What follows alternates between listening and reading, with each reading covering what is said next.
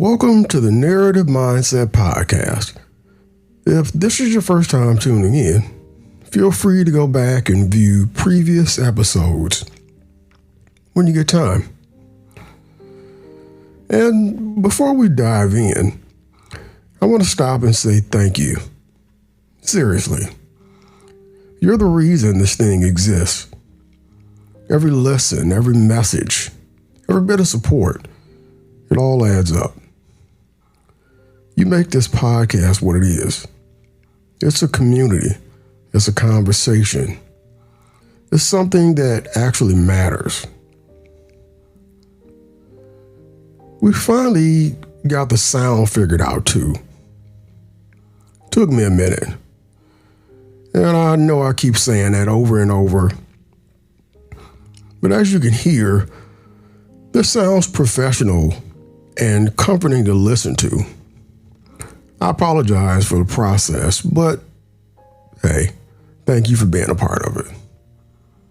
And here we are. Episode 86, I believe. Now, I'll have to check, but I believe it's episode 86. I believe so. If I'm wrong, my math isn't perfect, so I appreciate you dealing with that. I didn't take trigonometry in school, so 86 times we sat down together. 86 times you've given me your ears and your time. Facts show most podcasts don't survive long. The majority fail or go inactive within their first year. Studies show that only about 17% of podcasts remain active, while 83% stop producing episodes or they disappear entirely.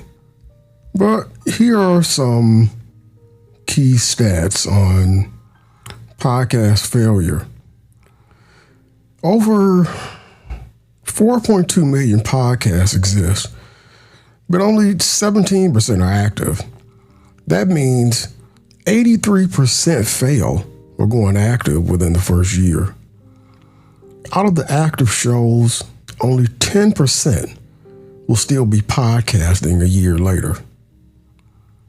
Research tracking 1,200 podcasters found many quit suddenly, abandoning their content and residual audience value. So I definitely thank you for being here, for listening, for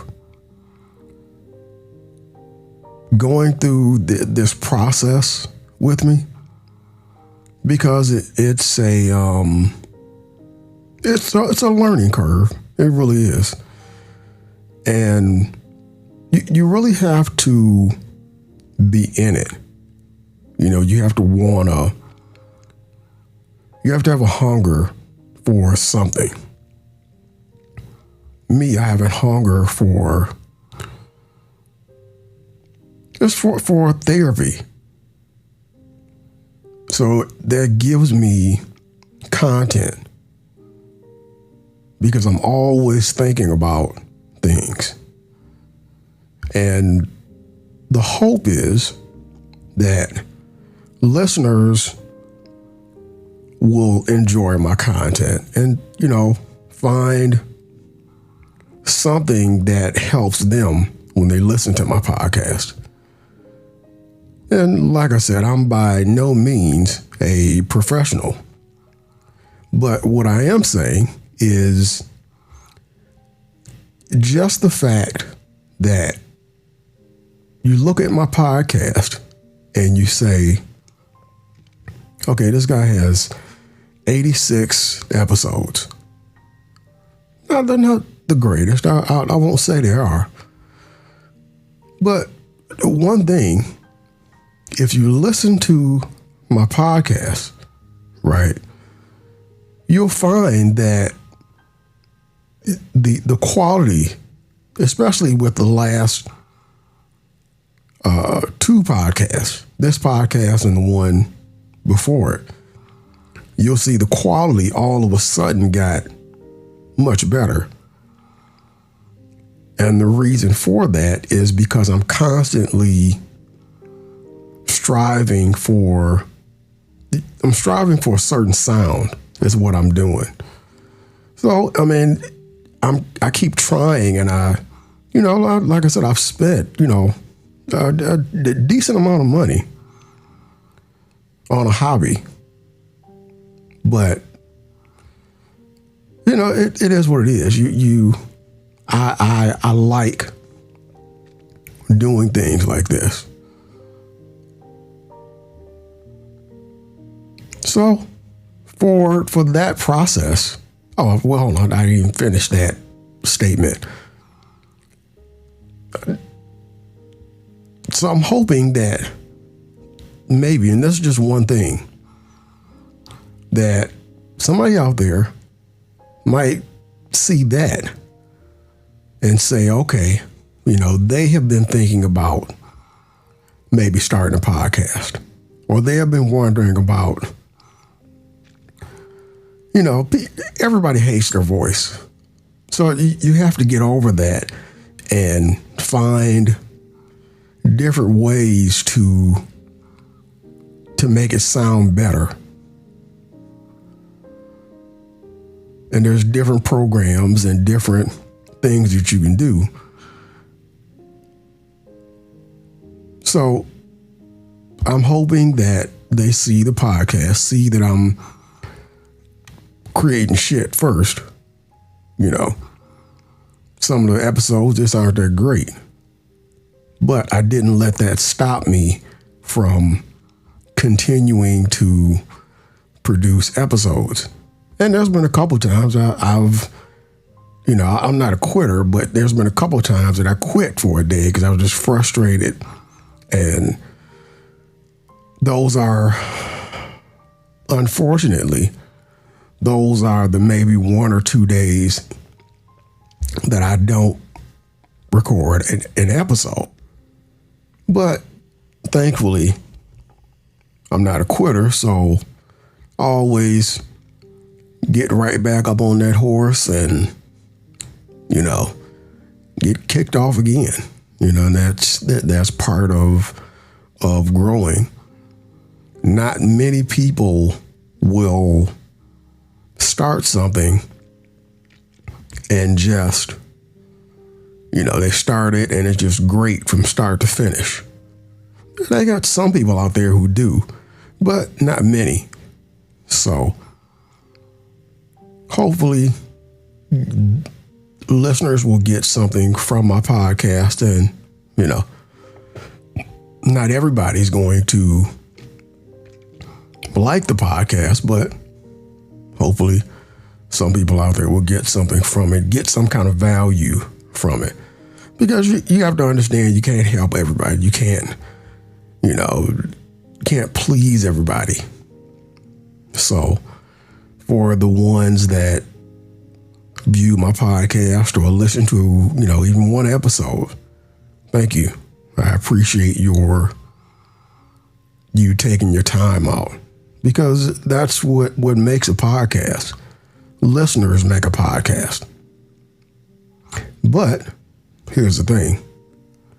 Even if I get no listeners, I'm still going to keep posting episodes because it helps me. I like doing it. I like producing and listening to my episodes and seeing that my episode got better. So, but I keep reading about this new AI legislation they passed in Singapore. And at first, I didn't think it mattered to me, because most of the time, laws like that feel far away from what I deal with. But then I started thinking about how much of my job already depends on systems I don't see. and how much those systems change without anyone telling me. And I realized that if a place like Singapore is setting rules on how AI has to be safe, then it probably means companies everywhere are watching, because once countries set standards, everybody else pretends not to care, but then they start adjusting behind the scenes anyways. So I sat there thinking about it, the way you do when you're waiting for something to load, or when you're staring at a work email you don't feel like answering yet. And I kept thinking about how this stuff never slows down. But every time something new comes out, they say it's supposed to make regular people's lives easier. Yeah.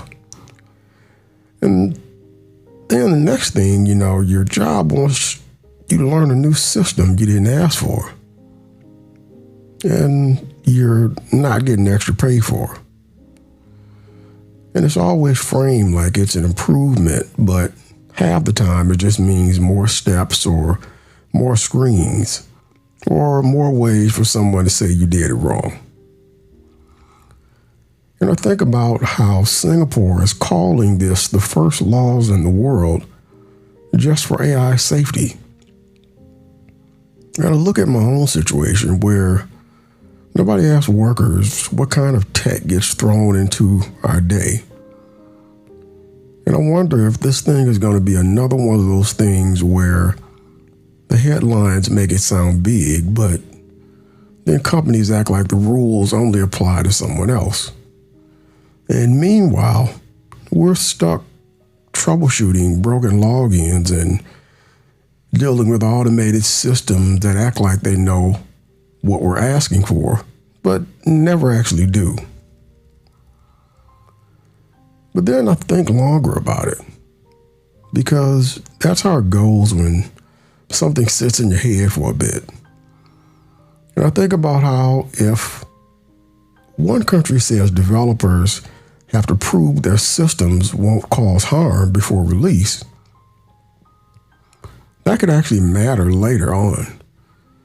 Because if the companies actually have to document what their systems do and how they behave under stress, then it might eventually reach the point where people like me don't have to fight with software that breaks in the middle of a shift or cuts off mid-task or sends you in a bunch of loops. But I also know that the people writing these laws probably aren't the ones waiting on hold because the automated support bot misunderstood a simple request. And they're not the ones staying late because something glitched. And they're not the ones dealing with customers getting mad because the systems on our side did something unpredictable. So part of me thinks this might be one of those things that sounds stronger on paper than it turns out to be in practice. But then I stop myself because that line of thinking never leads anywhere productive. And I don't want to just assume it all ends up the same as usual. Then I keep going because once a thought starts rolling, it doesn't really stop until it finds its own ending.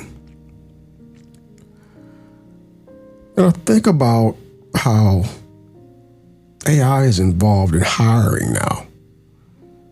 And some places use it to screen applications before a human even looks at them. And that part gets me more than the workplace tools, because that's the kind of thing people don't talk about loudly. But we all know it's happening. And if a law somewhere requires proof that these systems are safe and fair, then maybe that could stop someone from getting overlooked because some scoring system didn't like the way their resume was formatted. But then I remember that every time they say a system is fair, it still ends up doing something biased anyway. And then we find out later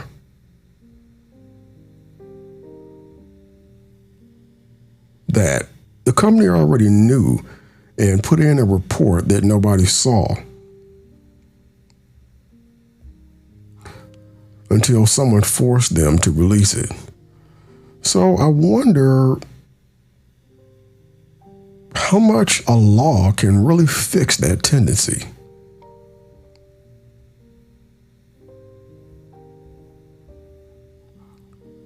But I also think that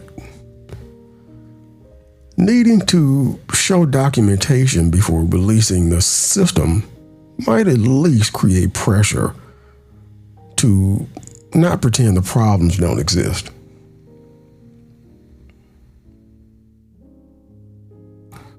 Then I drift back to my own day-to-day because that's how these thoughts usually circle around.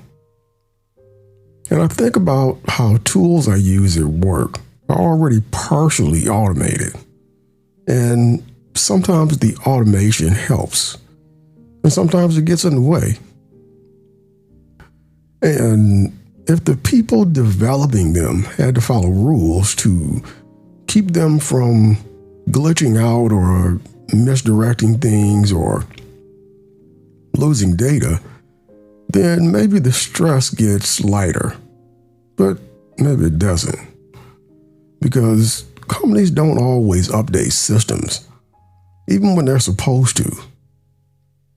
And half the time, the version we get is outdated before it even reaches our screen.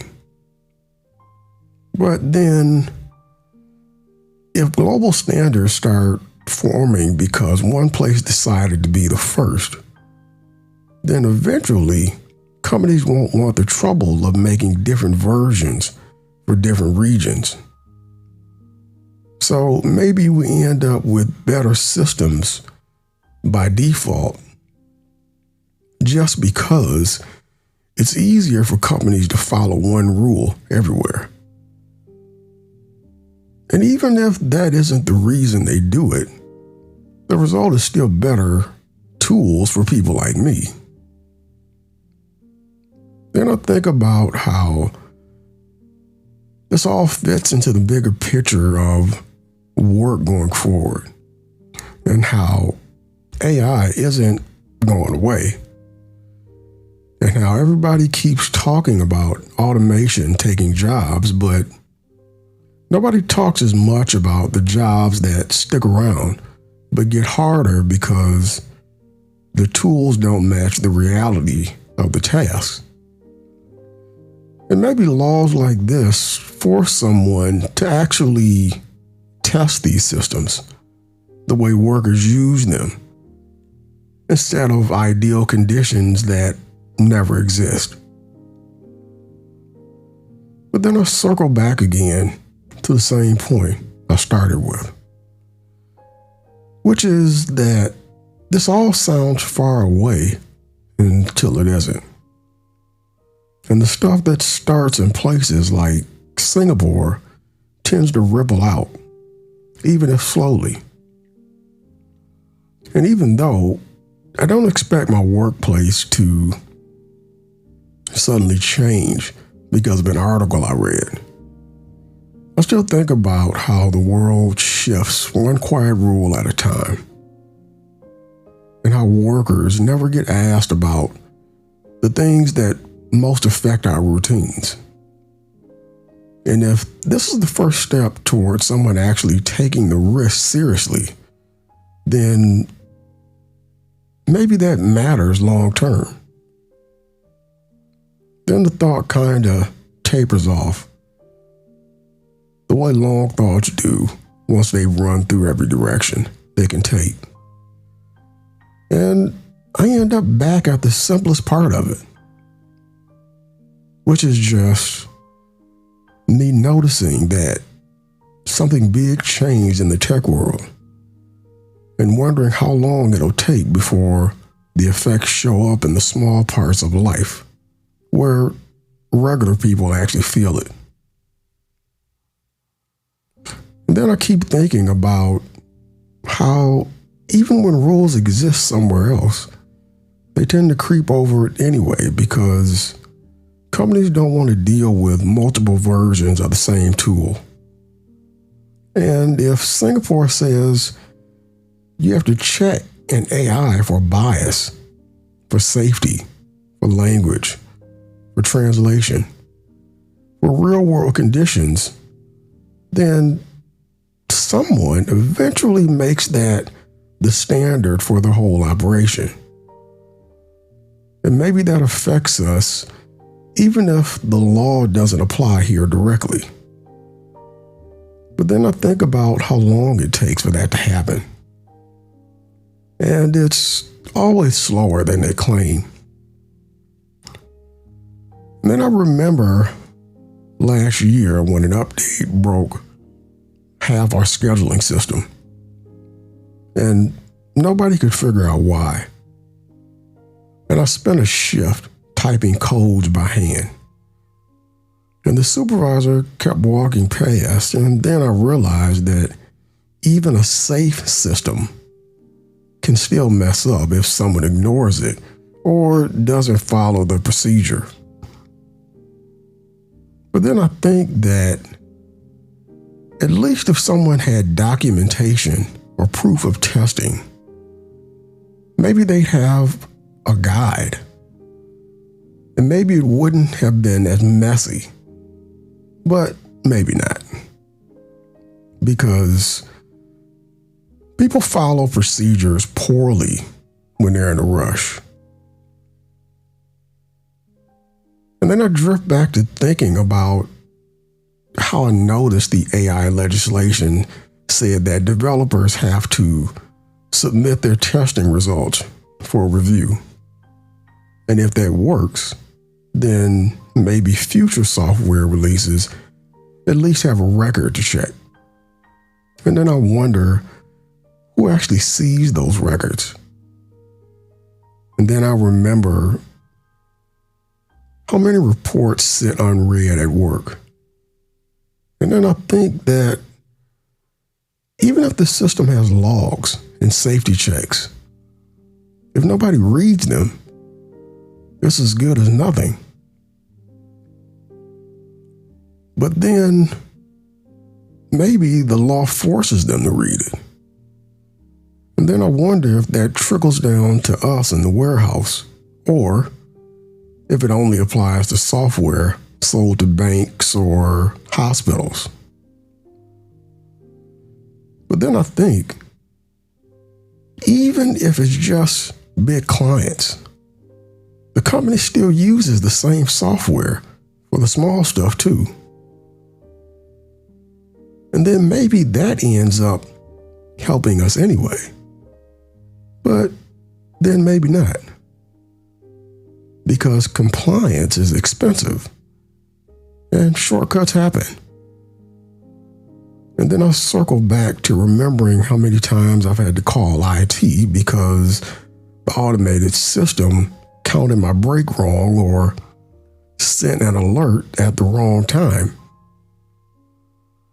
And then I think that if they had to document everything in Singapore, then maybe somewhere else, somebody notices a better way to prevent those errors.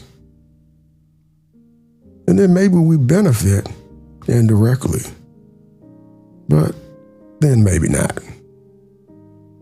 Because sometimes the notes exist, the fix exists, and still the next update breaks everything again. And then I think about how my coworker spent 2 hours yesterday figuring out why the scanner was rejecting barcodes. And then I remember that I've done the same thing last month. And then I think that if AI rules actually work, maybe someone would have tested that system properly before release. And then maybe it would have worked the first time. But then maybe not. Because testing can't account for all the weird ways people actually use the tools. And then I think about how long it takes for companies to learn from mistakes. And then I think about the news articles that say Singapore is leading the world. But then I remember that headlines usually overstate things. And then I think that even overstated news changes behavior anyway. Because nobody wants to look behind. Nobody wants to be left out of compliance. And then I think that might eventually filter down to the tools we use. And then maybe it does. But then I remember that it might be years before anything reaches my desk. And then I think that in the meantime, the updates will keep coming. And then the system will keep breaking. And then the procedures will keep being ignored. And then maybe one day, the records will help. But then maybe not. And then I think about how we keep showing up anyway. And then I think that maybe that's the only constant. And then I drift back to the legislation and remember that Singapore is requiring external assurance providers to verify AI systems. And then I think that maybe that's supposed to catch errors before they happen. But then I wonder if they catch the errors that actually matter on the ground. And then I think that someone has to test it with real users in real conditions. But then maybe nobody actually thinks about real users when they draft the law. And then I think that maybe the documentation alone is enough to push companies to make minor improvements. But then maybe that's all it is, minor improvements. And then I think that minor improvements still reduce problems for someone like me. And then I think that even small gains matter. But then maybe small gains get lost in the bigger mess. And then I drift back to remembering how the last software patch didn't fix anything. And then I think about how that feels the same way with every regulation. And then I think maybe it's not the law itself. Maybe it's the pressure to comply that matters. And then I think that pressure spreads quietly. And then maybe that pressure reaches my day eventually. But then maybe it doesn't. And then I think that even thinking about it like this is already spinning in circles. But then that's how it goes. And then I think that the only way to know is to keep noticing, keep observing, and keep working with the tools we have. And then I drift to thinking about how AI is now involved in scheduling and scanning and reporting and counting hours and logging performance. And then I think that if something goes wrong at any of those points, someone has to fix it. And then I think that maybe if laws like Singapore's don't work, somebody upstream has to be responsible for the tools that break downstream. And then I think that could make life a little smoother, but then maybe it doesn't. And then I think about all the times I've had to redo a task because the automated log did it wrong. And then I think that the legislation might prevent that for future systems. But then maybe it won't. And then I think that even if it doesn't, the idea of testing, documenting, and verifying has started somewhere. And then I think that somewhere always matters, even if slowly. And then I drift back to noticing the shift changes, the pending orders, the stacks of pallets, the scanner light blinking, the reports waiting to be filled, the software updates rolling in, the alerts on my phone, the messages from supervisors, the schedules, the breaks, the errors, the fixes, the logs. And then I think that all of it might eventually touch the work we do, the hours we put in, the mistakes we endure. And then I think that maybe laws like this matter not because of the paper, not because of the headlines, but because somewhere, someone has to follow the rules. And then maybe that someone is the people who make the systems. And then maybe the results trickle down to us. And then maybe they don't. And then I think that thinking like this never ends. And then I think that noticing it, noticing the shifts, noticing the documentation, noticing the errors, noticing the updates, noticing the ripple is the only thing I can do. And then I think about how I check my scanner, I stack my pallets, I mark the logs, I follow procedures, I watch the shifts, I mark the orders,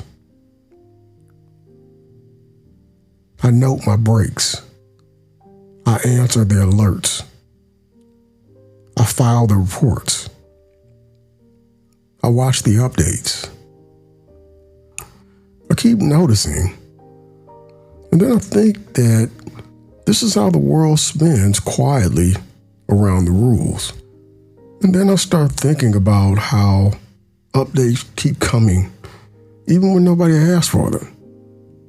And then I notice how often the schedule changes after the updates. And then I realize that every time the schedule changes, someone has to adjust everything else around it. And then I think about how that usually falls to the same people doing the rest of the work.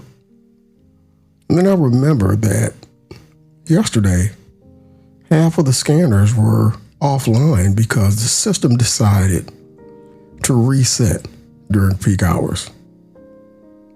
And then I think about how nobody planned for that. But then I noticed that planning rarely happens. And then I think that maybe planning is just writing down a list that no one follows anyway. And then I noticed that even when I follow these steps exactly, something else breaks somewhere else. And then I think that if companies had to document their changes, like Singapore requires, then maybe someone could see the chain reaction before it happens. But then maybe they still wouldn't because no one reads the logs. And then I noticed the lights on the machines flickering. And then I noticed the alerts on the screen. And then I noticed the emails piling up. And then I noticed the messages from supervisors asking why things aren't done yet. And then I think that even when we fix one problem, another one appears. But then I remember that fixing one problem often uncovers 3 more. And then I noticed that my coworkers are doing the same thing. And then I think that everyone is moving in loops at different speeds. And then I realized that the laws in Singapore might not change that loop immediately. But then maybe they start to nudge the loop slowly. And then I think about how slow nudges eventually add up. And then I noticed the error message again. And then I noticed the broken printer. And then I noticed the updated system that doesn't sync. And then I think that even if someone upstream follows all the rules, the people downstream still have to deal with the results. And then I think that maybe that's why everything feels like it moves in circles. But then maybe circles are just how the work flows. And then I noticed the report still waiting to be filed. And then I noticed the forms half completed. And then I noticed the mistakes in logs. And then I noticed the forms half completed. And then I noticed the mistakes in logs from last week. And then I think that if someone had tested the system properly before release, maybe fewer mistakes would exist. But then I noticed that testing can't cover every real scenario. And then I noticed the phone ringing again. And then I noticed the blinking lights on the monitors. And then I noticed the incoming alerts from automated systems. And then I think that maybe laws like the one in Singapore force someone somewhere to slow down. But then maybe not, because deadlines always push forward anyway. And then I noticed the emails piling higher. And then I noticed the notes from supervisors telling us to check our own work. And then I noticed the manuals nobody reads. And then I think that even if documentation exists, it doesn't matter unless someone uses it. But then maybe the documentation changes how updates are designed. And then I noticed the broken scanners again. And then I noticed the delays in the system. And then I noticed the ongoing patches that never fully fix anything. And I think that maybe eventually someone upstream will test properly. And maybe eventually we'll see fewer glitches. But maybe not. Because real work always finds a way to expose the flaws. And the stacked pallets and the hours ticking by and the reports still incomplete. And I think that even small fixes matter in long chain. And I noticed the scheduling emails coming in again.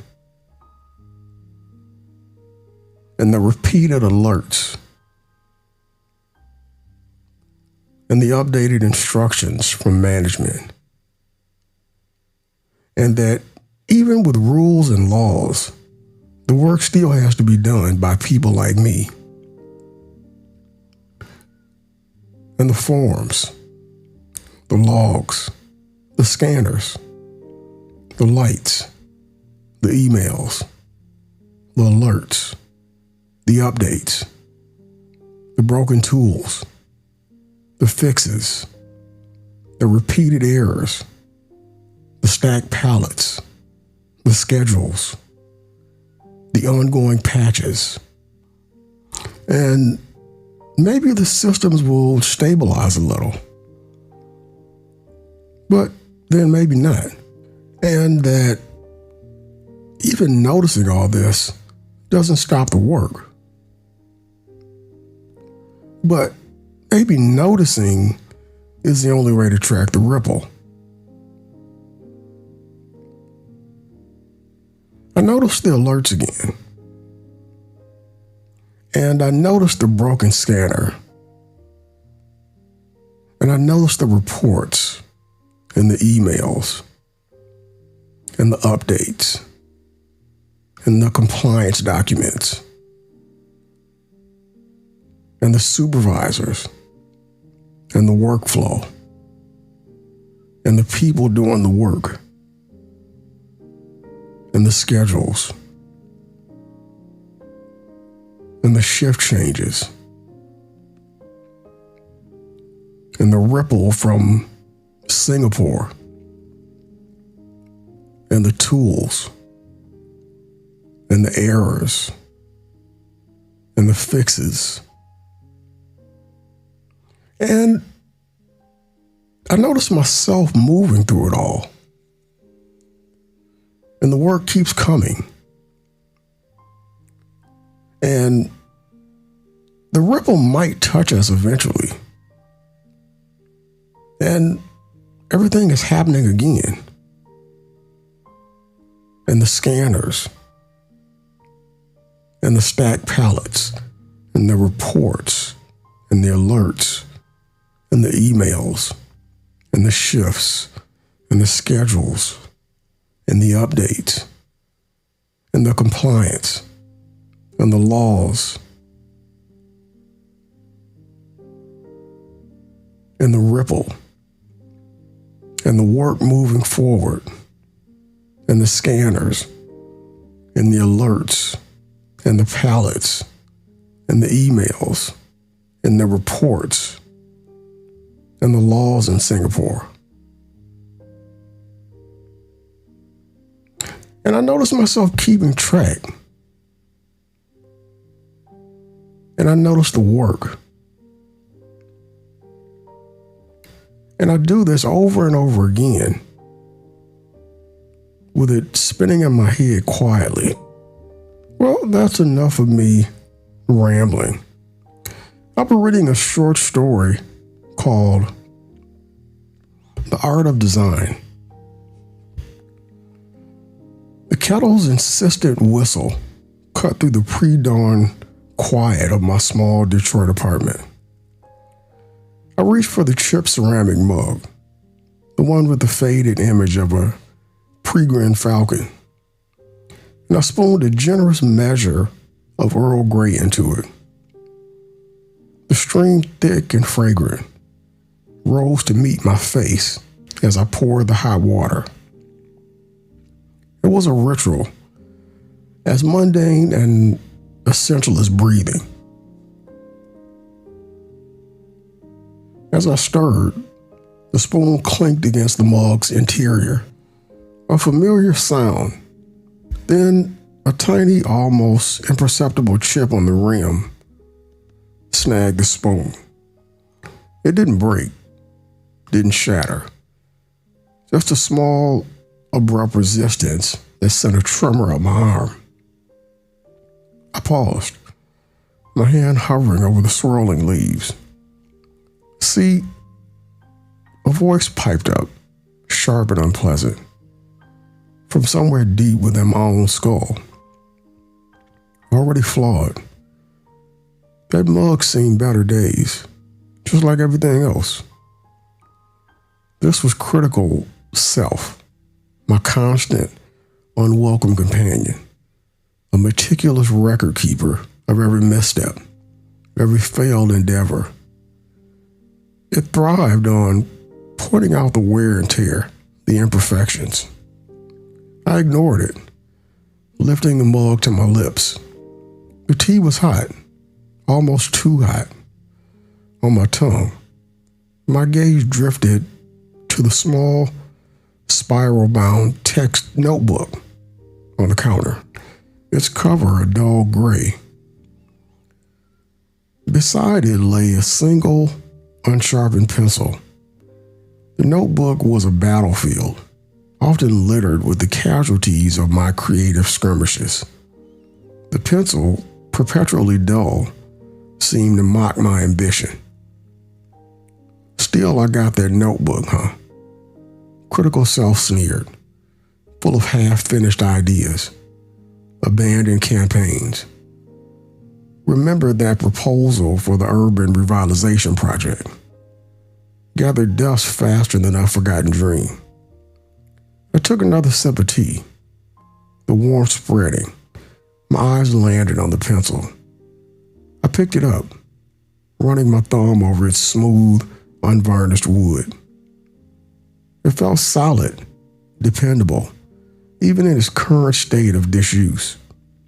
It reminded me of a time, years ago, when I'd been sketching in Central Park. A child, no older than 7 or 8, had dropped her bright red yo-yo. It had rolled a few feet, coming to rest near my sketching pad.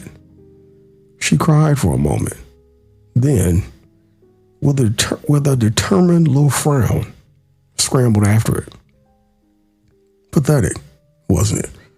Critical self chimed in, its voice dripping with derision. Crying over a toy, just like you cry over a blank page, utterly unproductive. I remember the child's fierce concentration as she righted the yo-yo. With a flick of her wrist, sent it spinning again. The red disc, a blur of motion, danced and arced. A small, perfect orbit against the green grass and the towering trees. It was a miniature, self-contained universe of purpose. The tangent pulled me. I put the mug down. The notebook and pencil still within reach. My mind, a messy, unpredictable landscape, began to churn. I saw myself, much younger, hunched over textbooks in a cramped dorm room, the fluorescent lights buzzing overhead. The scent of stale coffee and desperation hung in the air. I had been trying to grasp complex theories, to make sense of disparate ideas, to build something coherent from the scattered fragments of knowledge. Struggling as usual, critical self observed drily, remembering how long it took you to understand that one physics concept. Weeks. Weeks of staring at equations that look like hieroglyphics. And for what? A C minus? I traced the grain of the pencil with my finger. It was a good pencil, a perfect functional object, waiting for a purpose. I thought about the Detroit riverfront. Its revitalization, a slow, deliberate process. Steel girders rising, concrete being poured, green spaces taking shape. It hadn't happened overnight. It hadn't been a sustained effort, a series of deliberate actions, often unseen, chipping away at the inertia. And how many times did you get sidetracked? Critical self scoffed. How many brilliant ideas did you chase down blind alleys? That whole series of digital art you started, ghosted after 3 pieces, or the screenplay that became a glorified collection of character sketches. A faint memory surfaced, the screech of tires on wet asphalt, the blare of a horn. I've been walking home from a late class, the streetlights casting long, distorted shadows. A car had swerved, nearly missing a pothole that looked like a small, dark crater. The driver had shouted something unintelligible. It was a moment of abrupt violence, a sudden disruption of the ordinary flow of traffic. See, chaos, critical self declared, sounding almost pleased. That's the natural order of things. You try to impose order, and it always splinters. I picked up the notebook again. The pages were filled with scribbled notes, crossed out sentences, diagrams that led nowhere. It was a testament to the war of design, the internal conflict waged against the forces of inertia and doubt. Then, a different voice, calmer, more measured, began to emerge. It was the faintest echo of who I strive to be. Patterns exist. It seemed to suggest, not as a command, but as an observation. Order can be found. It's not about perfection, but about process. I looked at the pencil lying next to the notebook. It was indeed unsharpened, an opportunity. I stood up, walking over to the small desk in the corner. Tucked away in a drawer, amongst a tangle of charging cables and forgotten keys, was a vintage pencil sharpener. It had a beautiful, almost sculptural design, heavy brass and dark wood. I remembered buying it at an antique shop on a whim, drawn to its solid, functional beauty. I retrieved the sharpener, its metal cool in my hand. I returned to the counter, placed the pencil in its maw, and began to turn the crank. The wood scraped against the blade, a satisfying rasping sound. Shavings curled away, a fragrant wood dust perfume filling the air. It was a small act of creation, of preparation. "Oh, look at you, playing with toys," critical self sneered, getting all sentimental about a pencil, as if sharpening it will magically make you an artist. It makes it ready. The calm voice of ideal self responded. A quiet affirmation, ready for use, for purpose. The pencil emerged, its point sharp and precise. I held it, feeling its potential. The kettle had long since gone silent. The steam had dissipated. The tea in my mug was now lukewarm. I remembered a particularly frustrating afternoon in college, staring at a blank canvas. I had been commissioned to paint a mural for the student union. The deadline loomed, a dark cloud on my horizon. I had spent days sketching, discarding ideas, feeling the weight of expectation crushing any flicker of inspiration. "You froze," critical self stated, its tone devoid of empathy. "Completely paralyzed, remember. You ended up painting that abstract mess in the cafeteria. No one liked it. A complete waste of time and materials. The abstract mess, it was a jumble of colors and shapes that had felt forced. A compromise born of panic. I learned a harsh lesson then about the perils of letting resistance win. My gaze shifted back to the notebook. I opened it to a fresh page. The sharpened pencil felt comfortable in my hand. I thought about the city outside my window, the hum of traffic, the distant wail of a siren. Detroit, a city of resilience, a rebirth from ashes. It was a constant, undeniable testament to the power of persistence, of rebuilding against all odds. This city's a mess, too, critical self grumbled. Scars everywhere, just like you. But the scars were also proof of survival, of overcoming. They were part of the design, the narrative etched into its very fabric. I looked at the notebook, at the pencil, at the chipped mug. They were all part of my own personal landscape, a place where battles were fought, and sometimes, if I was persistent enough, won. I remembered at a time earlier in my career when I began tasked with designing a new logo for a small tech company.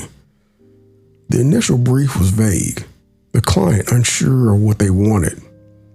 I'd spent weeks generating ideas, each one met with polite but firm rejections. Doubt had gnawed at me. They hated everything you showed them, critical self pointed out. It was clear you didn't understand their vision. You never do. The vision was uniform. Ideal self offered a subtle correction. It required collaboration, exploration. I had nearly given up. I had considered telling them I wasn't the right designer, but then I had gone back to basics.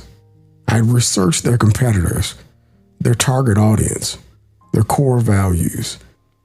I had revisited the fundamental principles of design: balance, proportion, clarity. I returned to my desk, not with a flurry of desperate ideas, but with a quiet resolve. I sketched, I refined, I iterated. A specific memory surfaced. A late night, the only light coming from my computer screen. I'd been sketching a simple geometric shape, a stylized representation of data flow. It was clean, modern, and conveyed a sense of efficiency. I'd hesitated, unsure if it was too stark, too uninspired. See, boring, critical self had hissed. No flair, no personality. Just like that time your mother said Sweetwater was practical. But I'd pushed past the internal criticism.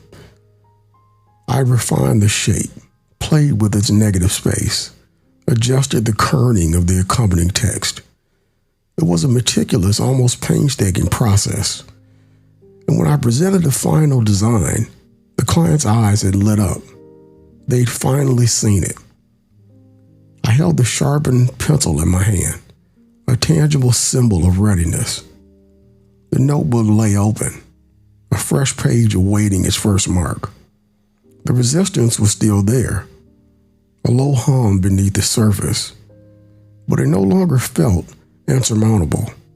It was just another element to be designed around, another obstacle to navigate. The hustle and bustle of Detroit was a constant reminder of the world beyond my four walls, a world that demanded engagement, that rewarded effort. There were deadlines to meet, projects to complete, aspirations to chase. The internal landscape, the realm of my consciousness, was the primary battleground, and the tools I had were discipline, persistence, and the willingness to simply do the work. I looked at the chipped mug, then at the notebook, then at the sharpened pencil. Each object, mundane and ordinary, held a story of resistance, of doubt, and of the quiet, persistent act of creation. The war of design was ongoing, a constant internal negotiation. But today, on this quiet Detroit morning, the forces of creation felt a little stronger. The pencil was sharp, the page was blank, and I was ready to write. Thank you for tuning in to this episode of the Narrative Mindset Podcast.